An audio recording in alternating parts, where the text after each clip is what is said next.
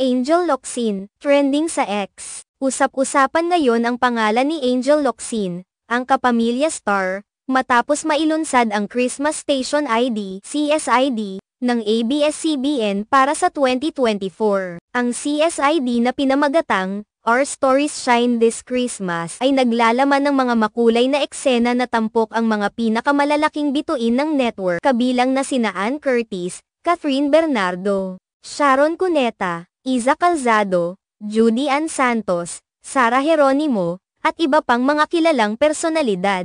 Dahil dito, hindi nakapagtataka na naging mainit na paksa sa social media ang pangalan ni Angel Locsin.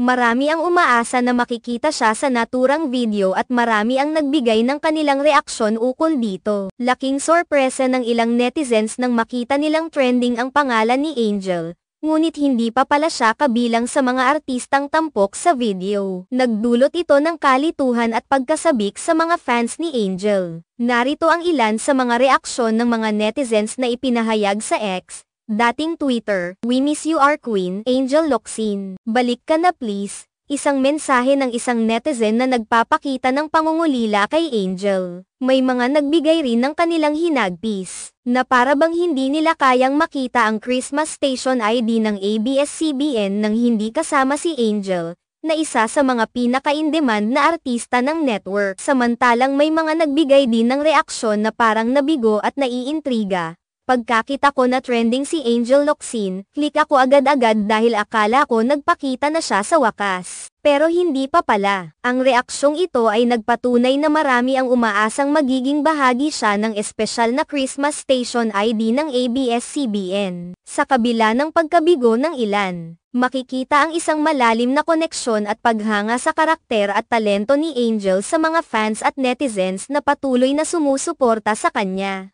Matatandaan na si Angel Locsin ay isa sa mga pinakaminahal na artista sa industriya ng showbiz, at ang kanyang mga fans ay laging nagnanais na makita siya sa mga bagong proyekto. Maging sa mga oras ng pangungulila, nananatili siyang isang malaking bahagi ng puso ng kanyang mga taga-suporta. At ang bawat pagkakataon na siya ay hindi napapansin o hindi kasali sa mga proyekto ay nagdudulot ng kalungkutan sa kanila. Ang CSID ng ABS-CBN ngayong taon ay tila isang mahalagang proyekto na naglalayong magbigay ng kasiyahan at magpabatid ng mensahe ng pag-asa sa mga tao, lalo na ngayong panahon ng Kapaskuhan. Gayunpaman, hindi pa rin maiwasan na mapansin ng mga tao ang mga aktor at aktres na inaasahan nilang makita sa mga espesyal na proyekto tulad ng Christmas Station ID. Ang mga netizens na nagbigay ng kanilang reaksyon tungkol kay Angel ay nagpapakita ng malalim na admiration at paghanga sa kanya bilang isang artista at bilang isang individual. Bagamat hindi pa nakikita si Angel sa CSID, ang kanyang pangalan at ang kanyang presensya sa puso ng mga tao ay patuloy na namamayani.